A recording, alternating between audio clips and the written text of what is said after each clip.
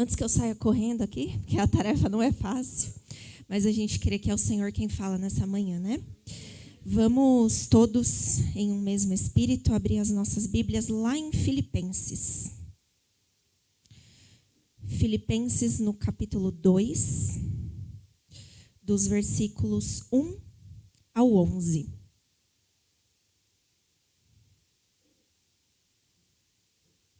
Filipenses 2, dos capítulos 1 até o capítulo 11. Amém? Que diz assim: se por estarmos em Cristo nós temos alguma motivação, alguma exortação de amor, alguma comunhão no Espírito, alguma profunda afeição e compaixão, completem a minha alegria, tendo o mesmo modo de pensar, o mesmo amor, um só espírito e uma só atitude. Nada façam por ambição egoísta ou por vaidade, mas humildemente considerem os outros superiores a vocês mesmos. Cada um cuide não somente dos seus interesses, mas também do interesse dos outros. Seja a atitude de vocês a mesma de Cristo Jesus, que, embora sendo Deus, não considerou que o ser igual a Deus era algo a que devia apegar-se, mas esvaziou-se a si mesmo, vindo a ser servo, tornando-se semelhante aos homens. E sendo encontrado em forma humana, humilhou-se a si mesmo e foi obediente até a morte, e morte de cruz. Por isso, Deus o exaltou à mais alta posição e lhe deu o nome que está acima de todo nome, para que ao nome de Jesus se dobre todo o joelho, nos céus, na terra e debaixo da terra, e toda língua confesse que Jesus Cristo é o Senhor, para a glória de Deus Pai. Amém? Amém. Ele é bom. Você está feliz nessa manhã? Você já recebeu? Porque o Senhor já falou. Amém? Mas quem aí se olhou no espelho hoje de manhã antes de vir aqui para o culto? Acho que todo mundo, né? É difícil alguém que saia de casa sem dar uma olhadinha ali para ver se está tudo bem. E diante disso, eu lembrei de uma frase muito famosa que a gente escuta bastante, de um conto de fadas. Principalmente quem é papai, quem é mamãe aí, ou quem está nas festas das crianças aqui na comunidade, já ouviu bastante, que é a fábula da Branca de Neve. E aí lá tem uma frase muito famosa da rainha, quando ela está em frente ao espelho, que ela diz assim: espelho, espelho meu, existe alguém mais bela do que eu? E o espelho responde: não, minha rainha, a mais bela és tu. É uma frase que, aos nossos olhos, ela pode ter o seu real significado um pouquinho escondido de nós. Mas ela diz muito sobre a nossa relação com o espelho. Se nós prestarmos bastante atenção, nada do que a gente assiste, nenhum conto de fadas, nenhum desenho, é completamente inofensivo. Muito pelo contrário. Geralmente aquilo que a gente assiste está cheio de um teor doutrinário, ou seja, está cheio de coisas que querem nos doutrinar a determinadas ações, e cheios também de teor moral, para que a gente aprenda alguma coisa ou não. Então, se a gente reparar lá no conto da Branca de Neve, o espelho do conto de fadas ele é vivo, ele é falante e ele é aparentemente sincero. É ele quem tem o poder de dizer o que é belo ou do que é considerado como um padrão de beleza. Mas se a gente parar para pensar bem, essa sinceridade ela só é aparente, porque ela se baseia no que é superficial.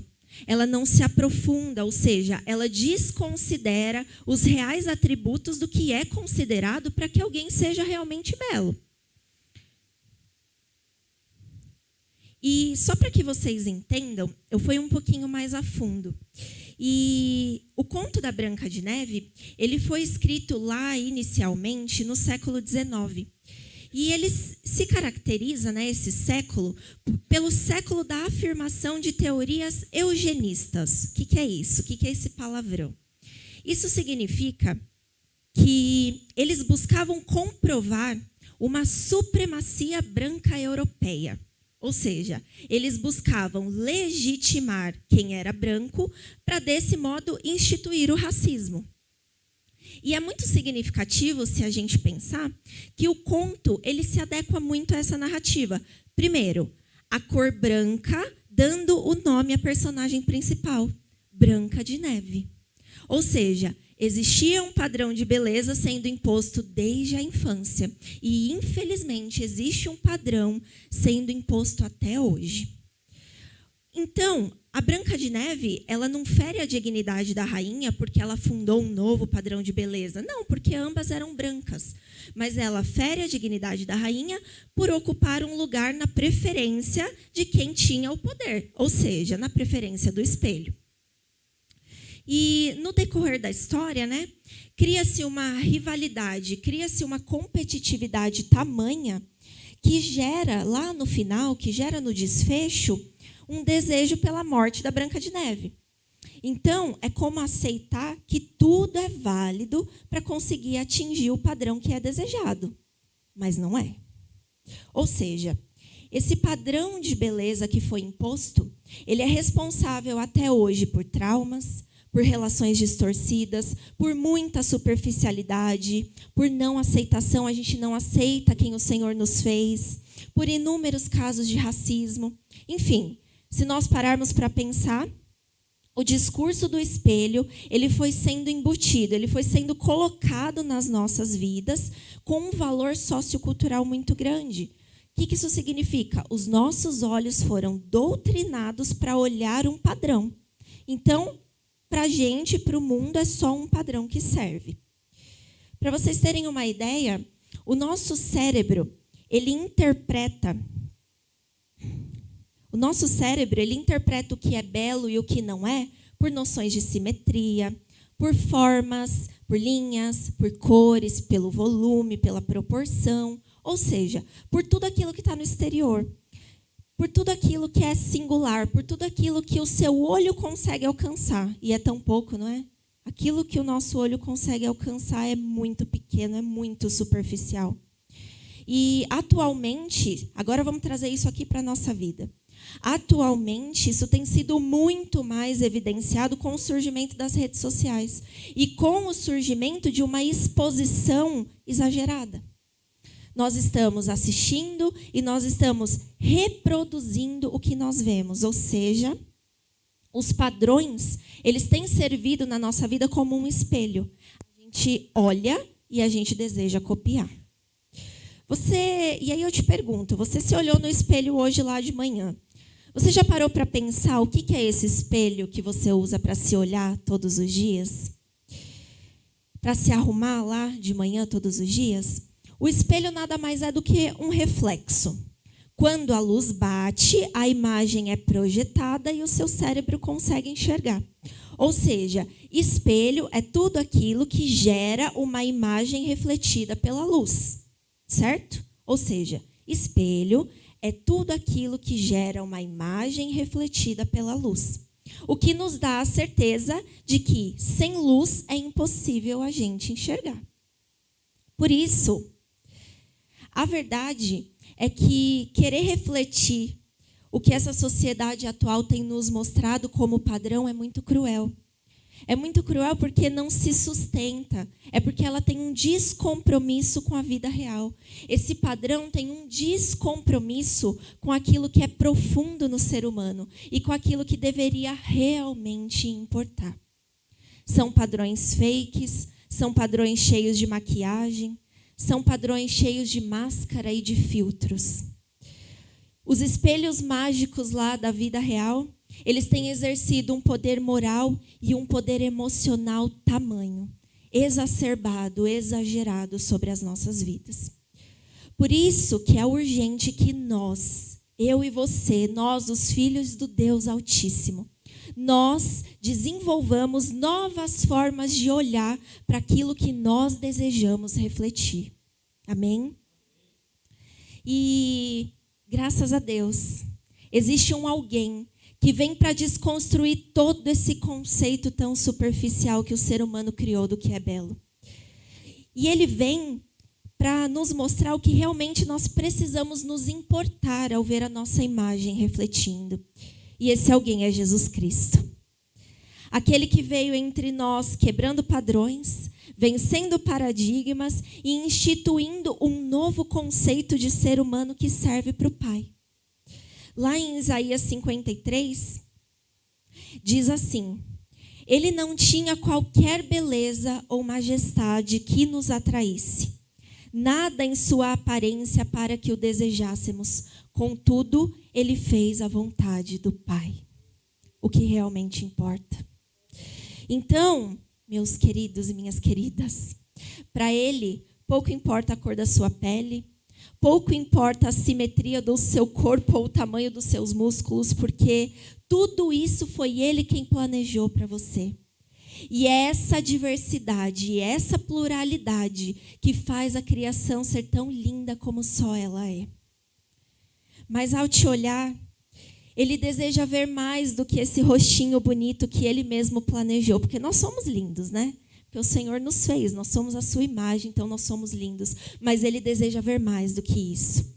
Ele deseja ver Jesus Cristo refletido em você. O mesmo modo de pensar, a mesma forma de agir, os mesmos frutos, o mesmo amor, as mesmas obras, a mesma obediência. Amém? Jesus é o único espelho ao qual nós devemos olhar e desejar imitar. Ele é o único. Jesus é o único espelho ao qual nós devemos olhar e desejar imitar. Não é à toa, né, Bia, que quando nós nos convertemos, nós ganhamos um espelho de presente.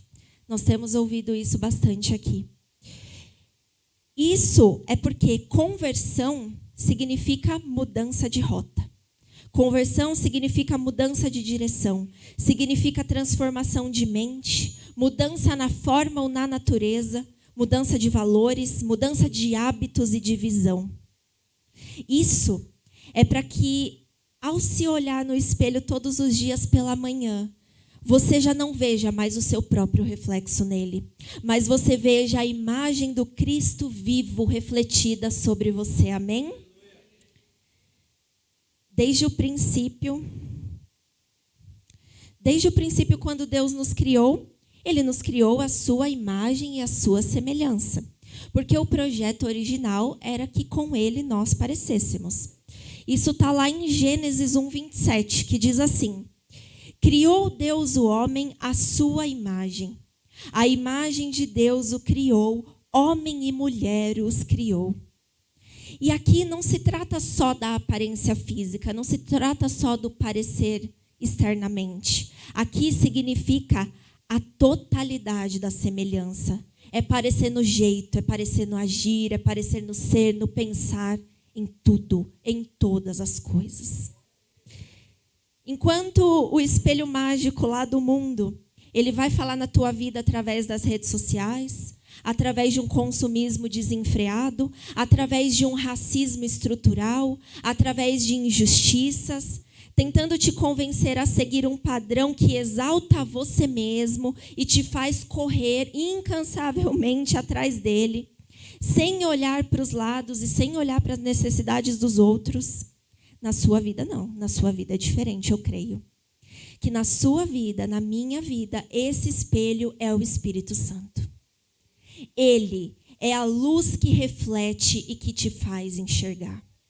Ele é o único que fala a verdade sobre quem nós somos e sobre quem ele deseja nos transformar. O mundo não vai falar isso para você.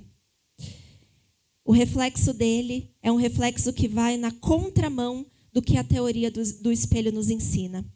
O espelho do mundo é o espelho do eu. Eu preciso, eu quero, eu posso, eu consigo.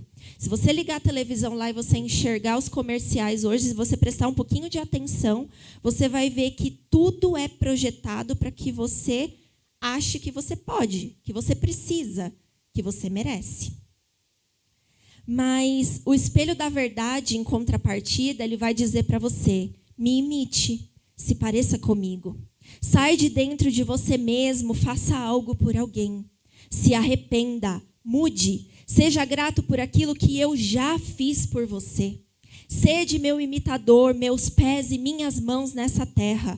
Ame como eu amei, haja como eu agi, reflita a minha glória. Amém? É maravilhoso, né? Você percebe como o projeto do espelho, olhado pela perspectiva certa, ele é diferente daquilo que o mundo tem nos ensinado? Lá em 2 Coríntios 3,18, mais uma vez o apóstolo Paulo nos lembra assim: mas todos nós, com o rosto descoberto, refletindo como um espelho a glória do Senhor, somos transformados de glória em glória na mesma imagem, como pelo Espírito do Senhor. O nosso irmão já nos lembrou isso aqui na abertura do nosso culto. Ou seja, nós fomos lembrados da importância de uma conversão genuína e verdadeira. E esse processo acontece como? Nosso irmão nos explicou. Ele acontece quando a nossa face, quando o nosso rosto, ele está descoberto diante da verdade de Deus. Quando a gente está sem máscara, quando a gente está sem fingimento, quando a gente não é aquilo que a gente não precisa ser e aquilo que o Senhor não nos fez para ser. Sem o fake, sem a maquiagem. Ele nos lembra que sem sinceridade não há transformação. Por isso que o Senhor nos convida nessa manhã a nós olharmos para Ele e a refletirmos através de nós, das nossas vidas, das nossas atitudes, a sua imagem e a sua semelhança nessa terra. O Senhor, Ele está em busca daqueles que imitem os seus passos, Ele está em busca daqueles que sejam a sua imagem, que contemplem a sua face e que sejam transformados de glória em glória, para que o nome dele seja exaltado. No espelho da verdade, você sempre vai ver mais. Isso é verdade. Você sempre vai ver mais dele e menos de você sendo refletido. Amém? Eu creio. Você crê? Amém. Mas hoje, durante ali o nosso café da manhã, né? Os meus ajudantes, eles estavam passando uma caixinha e dentro dela tinha um espelho. E eu creio que eles perguntaram para alguns de vocês quem era aquela pessoa que você estava vendo ali no espelho e se você reconhecia Jesus naquela pessoa. E aí, novamente, eu te pergunto, ao se olhar no espelho todas as manhãs, quem você tem visto no reflexo? Meus amados e minhas amadas, não adianta ficar perto da luz com os olhos fechados.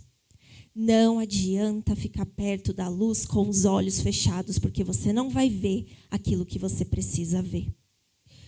E o apóstolo Paulo, mais uma vez, Paulo, ele veio especialmente nessa manhã, através da sua carta escrita aos Filipenses, reforçar aquilo que era necessário ser visto naquela comunidade e que é necessário ser visto em mim e em você e em todos aqueles que virão após cada um de nós, porque a palavra de Deus ela é imutável, ela permanece verdade em todo tempo, ela não muda. Então, vamos lá para o texto que nós lemos e vamos falar um pouquinho sobre o contexto dele. Filipos era uma importante cidade da região da Macedônia e da colônia romana. E Paulo, inspirado por Deus, ele evangelizava nas cidades mais importantes. Por quê? Porque ele sabia que dali, das maiores cidades, o evangelho se propagaria para os demais locais. E Filipos era uma região central. Filipos era uma região estratégica. Então, em sua segunda viagem missionária, que nós já estudamos aqui, Paulo foi até a cidade de Filipos e ali começaria a igreja daquela região. Paulo fez 3 viagens, né? E durante as viagens, 3 vezes Paulo passou por Filipos. E por isso, ele tinha um carinho muito grande por essa comunidade que o apoiou em muitos momentos. Essa comunidade foi uma das que mandou suprimentos quando ele precisou. Foi uma comunidade que realmente agiu com os princípios que o Senhor esperava dela. Então, nós podemos ver o tamanho do apreço e o tamanho da confiança que Paulo tinha por eles, por aquela comunidade, por aquela igreja. Por isso, ele escreve a carta para agradecer a comunidade, mas também, não só para agradecer, mas para exortar e para fortalecer a fé daquele povo em Cristo Jesus. Porque embora Paulo os amasse e Paulo visse o quanto aquela igreja seguia os princípios do Senhor, existiam coisas que precisavam ser melhoradas, existiam coisas ali naquela comunidade que precisavam ser forjadas. Porque a gente esquece, né? A gente precisa o tempo todo estar ouvindo de novo, a gente precisa estar o tempo todo na presença do Senhor, buscando, porque senão a gente esquece. Então eu creio que Paulo falou ali para lembrar aquele povo das coisas que o Senhor esperava deles, e eu creio que o Senhor veio aqui nessa manhã mais uma vez, nessa oportunidade imerecida, para também nos lembrar as coisas que Ele espera da nossa comunidade, dessa comunidade aqui, do Riacho Grande, de São Bernardo, mas que o Senhor tem feito grandes coisas através dela, né? Então, a carta de Paulo aos Filipenses, ela é conhecida como a Carta da Alegria. Paulo, durante essa carta, que é tão curta, que é tão pequena, ele fala a palavra alegria mais ou menos uma média de 24 vezes.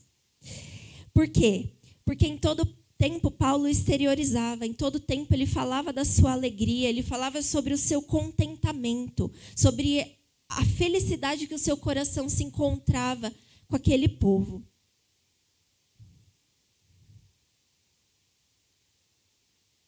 Bom, embora ele tenha escrito essa carta enquanto ele estava preso. Então, assim, Paulo estava muito feliz, mas ele estava preso. Ele estava preso em Roma lá pelo ano de 61 até 63, mais ou menos, foi essa média. O que já nos ensina algumas coisinhas, né? Que a nossa alegria em Jesus Cristo, ela independe das circunstâncias que os nossos olhos estão enxergando. Basicamente, aquilo que Paulo fala nessa carta é que ser cristão é ser um imitador de Cristo. Ser cristão é conhecer a Deus verdadeiramente, é ser como Ele foi. Amém? E nessa manhã foi nos dado um espelho. E nesse espelho está o reflexo do Cristo vivo, com uma beleza que em nada se compara com a que o mundo deseja para você. É uma beleza baseada em coisas eternas, que mudarão a sua mente, a sua forma e o seu jeito. Cristo deseja olhar para você e ver a sua própria imagem refletida. Você crê? Amém. Por isso, nessa manhã, recebamos o Espírito Santo sobre nós. O Espírito Santo é essa luz que fará com que os nossos olhos possam ver o que é necessário. Então, diante de tudo isso que nós ouvimos, diante de tudo isso que o Senhor já falou aqui neste culto, uma boa pergunta a se fazer é: Senhor, o que eu preciso refletir para que o mundo saiba quem Tu és? Senhor, o que eu preciso refletir para que o mundo saiba quem Tu és? E o Senhor nos responde que para que Ele seja visto em nós, em primeiro lugar, nós precisamos do reflexo da unidade, né, Elias? Em primeiro lugar, para que Ele seja visto no nosso reflexo, nós precisamos do reflexo da unidade. O que é isso? Unidade é uma ação coletiva que tende a um único objetivo. É coesão, é integração, é união.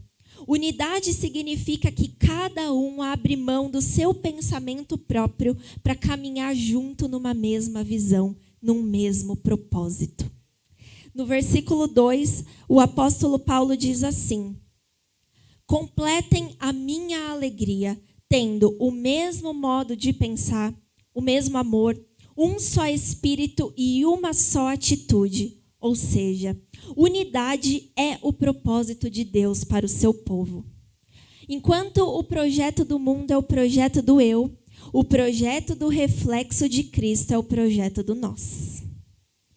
Mateus 18, versículos 19 e 20, diz que Deus habita no meio da unidade. Porque diz assim: Também lhes digo que se 2 de vocês concordarem na terra em qualquer assunto sobre o qual pedirem, isso lhes será feito por meu Pai que está nos céus.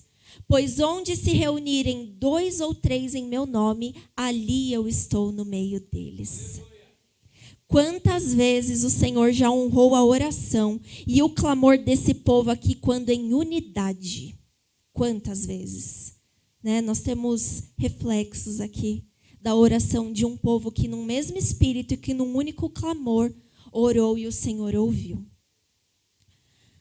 Meus amados, o reflexo do mundo quer levar você cada dia mais para você mesmo. Para os seus interesses, para as suas certezas, para as suas convicções, para as suas necessidades. O reflexo do eu é o reflexo do sozinho. E é tudo que Satanás faz. Ele distrai, ele isola, ele divide, ele afasta. Mas existe um reflexo que brilha no todo. Existe um reflexo que brilha no junto, no coeso, na unidade. Pega na mão do seu irmão aí. Pega na mão. Pega na mão. E fala assim um para o outro. É junto, meu irmão. É junto. Somos eu, você e o Espírito Santo. Amém? Você crê?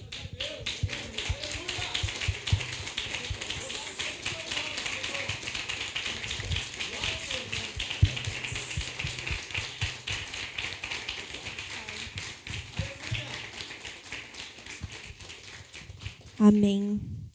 Sabe por quê? Porque quando a imagem do todo ela está sendo refletida, existe uma unidade entre mim, entre Deus e entre os meus irmãos. E união é muito mais do que estar junto apenas fisicamente, é muito mais do que apenas estar do lado. Na unidade, o reflexo que pode ser visto é o do amar e honrar. É o do servir, é o do sujeitar-se, é o do suportar e perdoar, é o do instruir e aconselhar, é o do confessar pecados e orar, é o de ser hospitaleiros, é o de consolar e edificar, é o de levar a carga uns dos outros, é o de alimentar, é o reflexo da cruz. A unidade verdadeira, ela só é possível de ser praticada através do Espírito Santo. Não se enganem, sozinhos, a gente mesmo, pela força do nosso próprio braço, não dá. É impossível nós termos comunhão com o Pai e com o Filho através do Espírito Santo e, ao mesmo tempo, nós não queremos ter unidade entre nós. Isso não existe. Esse não é o projeto do Senhor para as nossas vidas. Lá em João 17, versículos 20 e 23, do 20 ao 23, Jesus ora assim: minha oração não é apenas por eles. Rogo também por aqueles que crerão em mim por meio da mensagem deles, para que todos sejam um. Pai, como tu estás em mim e eu em ti, que eles também estejam em nós, para que o mundo creia que tu me enviaste.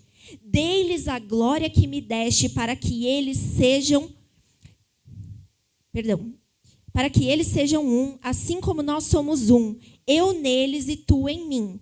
Que eles sejam levados à plena unidade, para que o mundo saiba que tu me enviaste e os amaste como igualmente me amaste. Como é, diante de uma palavra tão maravilhosa, diante de um ensinamento tão poderoso, que nós podemos fazer diferente? Não dá. Tomemos posse, porque a plena unidade, a maior delas, já nos foi dada. E é por isso que nós precisamos refletir essa unidade no mundo, para que eles vejam e para que eles recebam esse amor extraordinário. Seja então a nossa atitude a mesma de Cristo Jesus. Amém? Amém. Amém. Mas a pergunta foi: Senhor, o que eu preciso refletir para que o mundo saiba quem tu és? Senhor, o que eu preciso refletir para que o mundo saiba quem tu és? E o Senhor nos responde em segundo lugar, que para que ele seja visto em nós, além do reflexo da unidade, nós precisamos do reflexo da humildade e da servidão. Nós precisamos do reflexo da humildade e da servidão.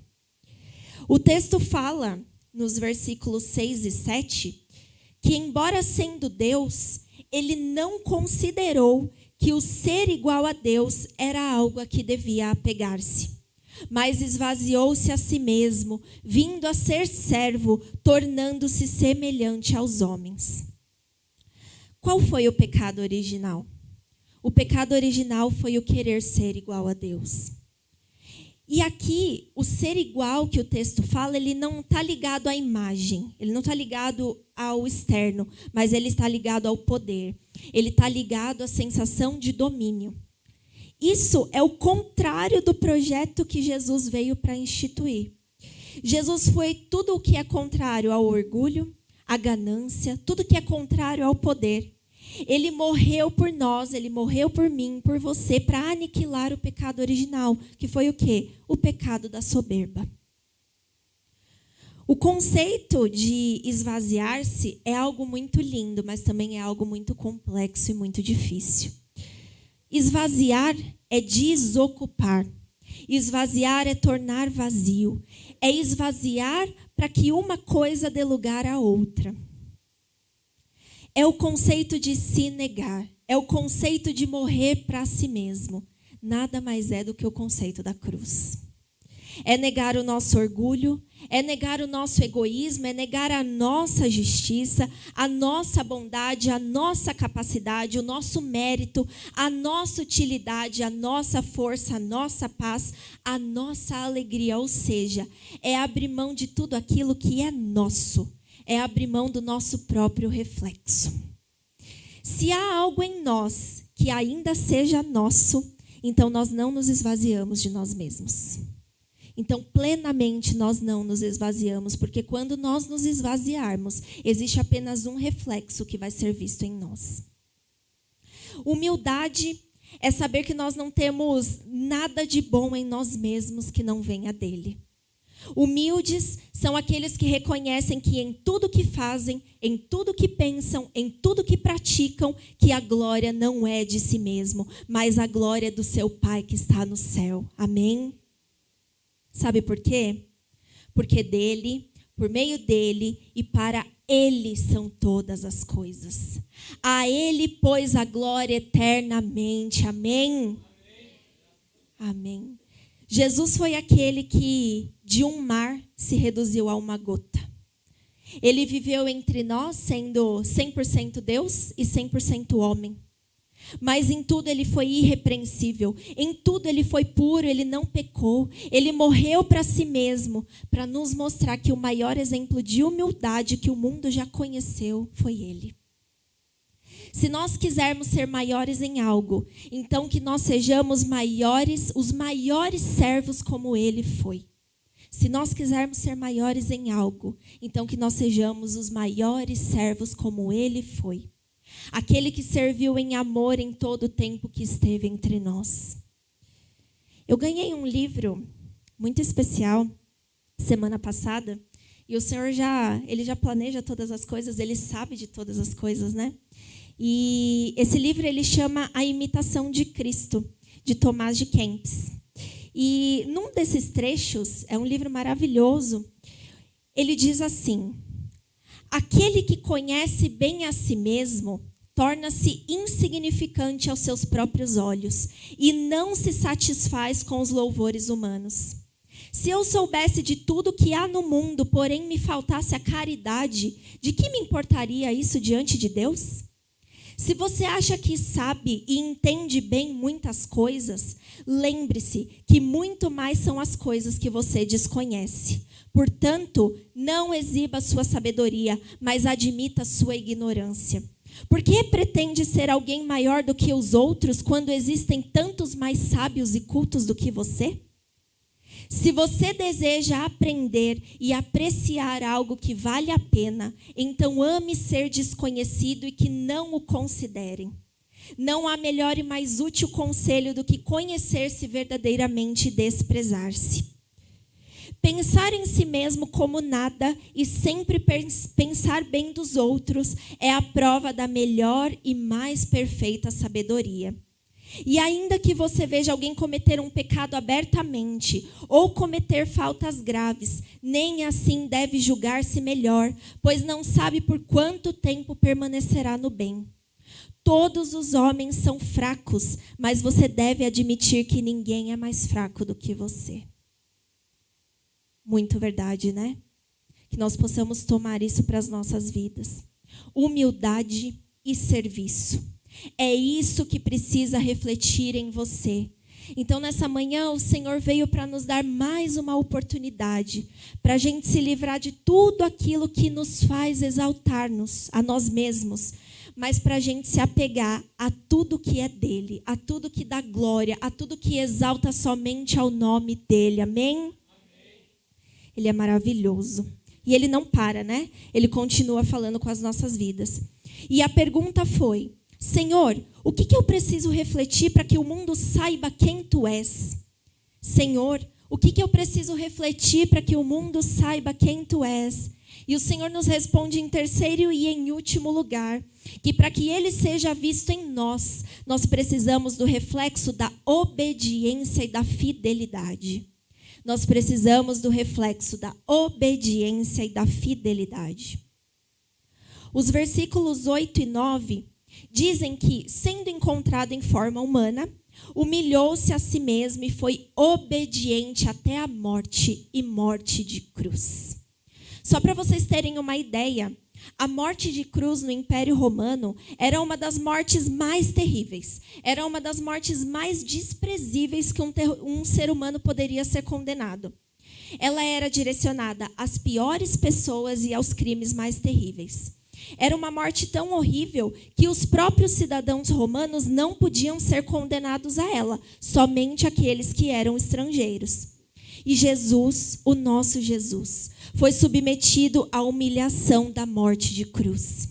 Mas até o final, como uma ovelha muda indo ao matadouro, ele foi obediente e fiel. Portanto, nos amar, né? Jesus veio em forma humana para me mostrar, para te mostrar que mesmo em meio a toda dificuldade, mesmo em meio a toda tentação, mesmo em meio a todo o pecado que nos rodeia, a obediência e a fidelidade ao Pai são sim possíveis. Sozinhos? Não. É possível por meio do agente, é possível por meio daquele que realiza, é possível por meio do Espírito Santo de Deus. É possível por meio da nossa busca. Por meio da luz do Espírito que é refletida e nos fortalece em nossas fraquezas, para que em tudo nós obedeçamos ao Senhor. Sejamos verdadeiros, né? A maior fonte das nossas frustrações, das nossas ansiedades, dos nossos problemas é a nossa falta de fidelidade. É a nossa falta de compromisso com a palavra e com as promessas de Cristo para nós. Ele sabia, mesmo ali na cruz, mesmo em meio ao tamanho do seu sofrer, que ele não estava sozinho. Ele foi fiel até o fim, ele confiou, ele se entregou, porque ele tinha plena convicção de que não era sobre ele, mas era sobre algo além dele. Ele sabia que tudo aquilo que ele estava passando era para que o Pai fosse glorificado através do Filho.